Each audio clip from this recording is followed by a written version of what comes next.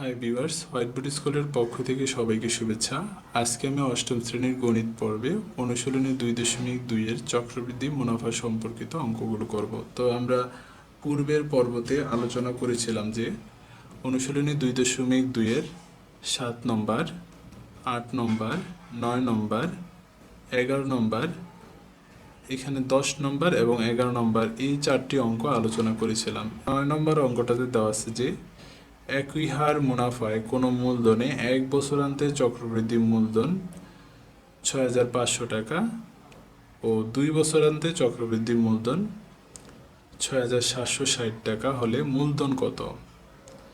তো এখন আমরা এই অঙ্কটা সমাধান করব। এই প্রথমে দেওয়া আছে যে 1 বছরান্তে চক্রবৃদ্ধি মূলধন হচ্ছে এত, দ্বিতীয় ক্ষেত্রে বা 2 বছরান্তে চক্রবৃদ্ধি মূলধন 6,760 টাকা। আমাদের মূলধন বের করতে বলছে। তো মনে করি মূলধন সমান পি টাকা।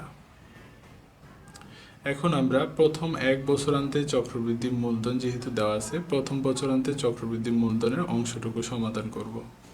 তো এখানে আমাদের দেওয়া আছে যে প্রথম ক্ষেত্রে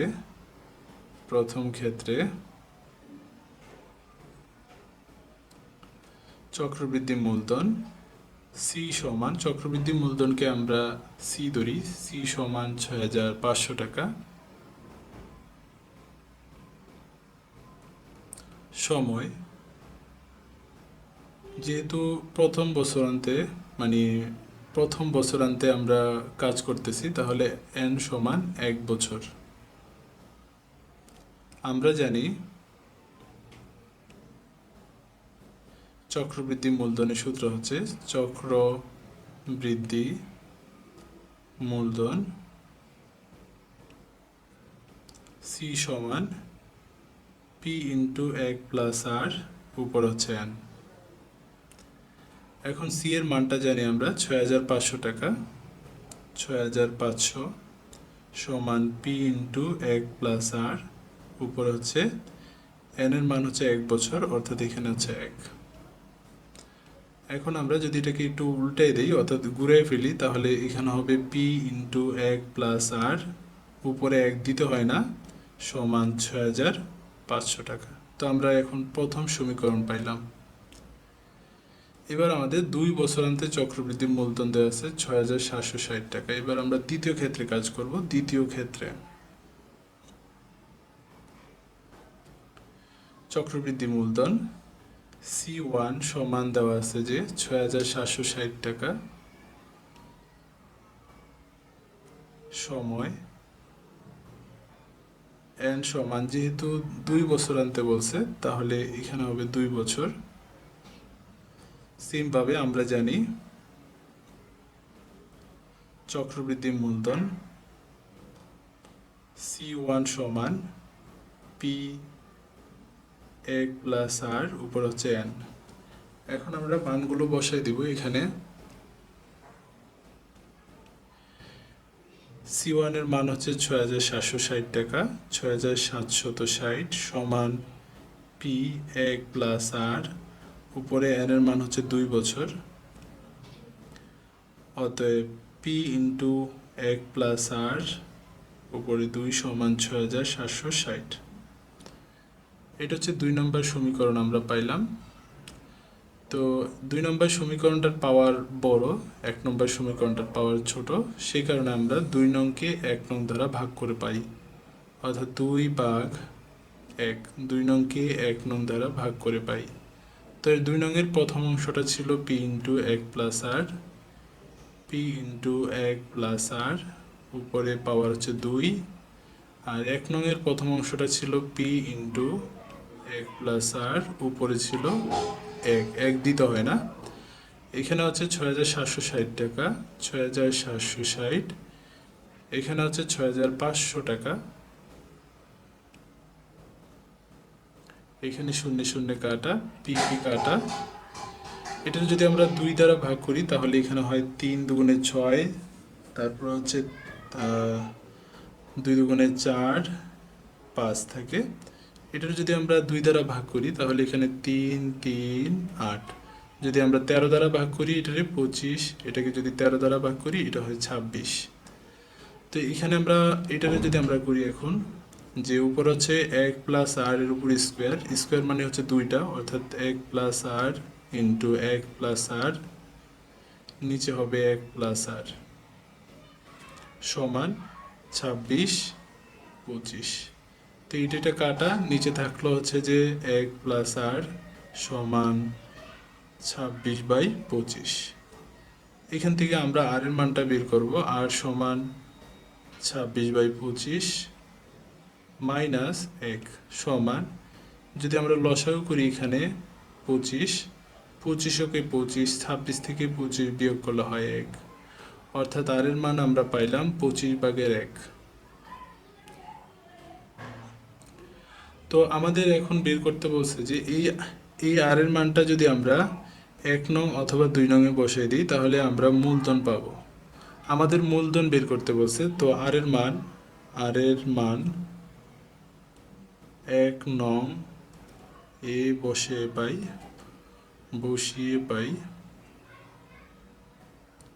তো 1 নং এখানে দেওয়া আছে যে পি ইন্টু 1 প্লাস আর এর মান হচ্ছে আমরা পাইলাম 25/1 সমান 6500 টাকা, বা পি গুণন এই 25 যদি আমরা লসাগু করি এখানে 25কে 25, 25 আর 1 যোগ করলে হয় 26 সমান 6500 টাকা। এবার এখানে এই ভগ্নাংশটা গুণন আকারে আছে, এটা ওই পাশে চলে গেলে ভাগ হবে।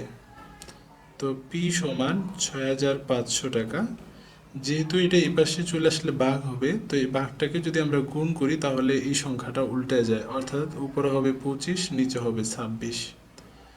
তো 26 দ্বারা এটাকে যদি আমরা ভাগ করি 250 আসে, তো 25, 25, 625 আর 0, অর্থাৎ পি এর মান আসলো 625 আর একটা 0, 6250 টাকা। আমাদের বের করতে বলছে যে মূলধন কত টাকা, মূলধন হচ্ছে 6250 টাকা, অর্থাৎ এটাই হচ্ছে অ্যান্সার। আমাদের এখানে বলছে যে মূলধন কত টাকা, তো আমরা পাইলাম যে মূলধন হচ্ছে 6250 টাকা।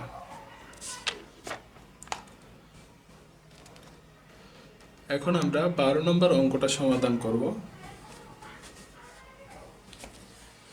12 নম্বর অঙ্কটাতে দেওয়া আছে যে এক ব্যক্তি একটি ঋণদান সংস্থা থেকে বার্ষিক 8% চক্রবৃদ্ধি মুনাফায় 5000 টাকা ঋণ নিলেন। প্রতি বছর শেষে তিনি 2000 টাকা পরিশোধ করলেন।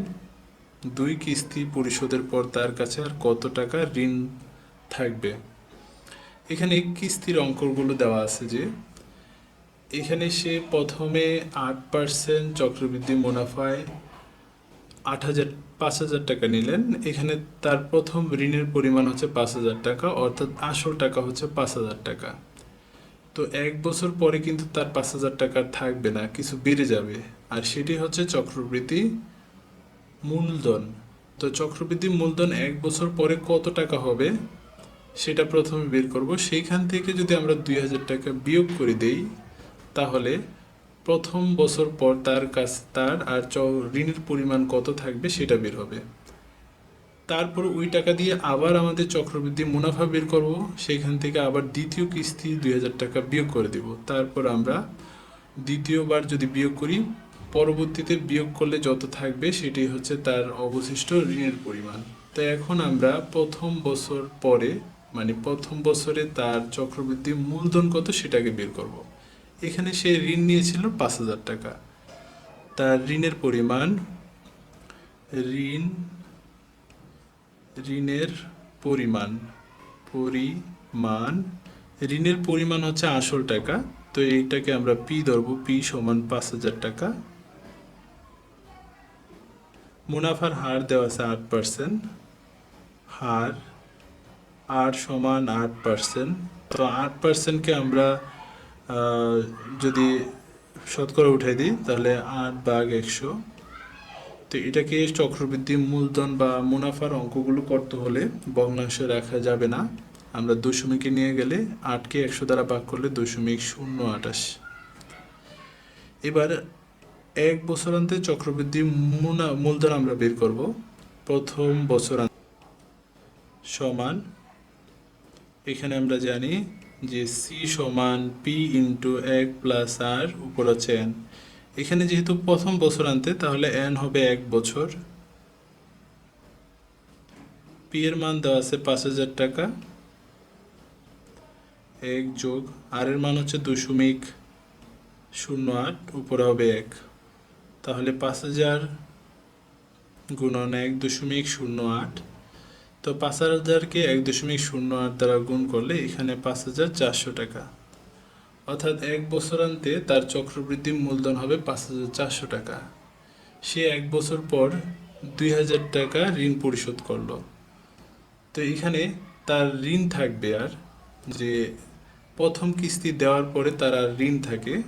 প্রথম কিস্তি হচ্ছে সে দেয় 2,000 টাকা, প্রথম কিস্তি দেওয়ার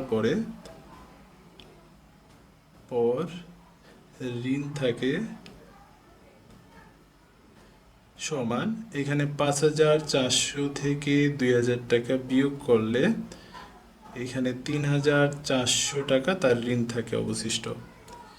এবার দ্বিতীয় বছরের প্রথমে তার ঋণের পরিমাণ হচ্ছে 3,400 টাকা। তাহলে তার ঋণের পরিমাণ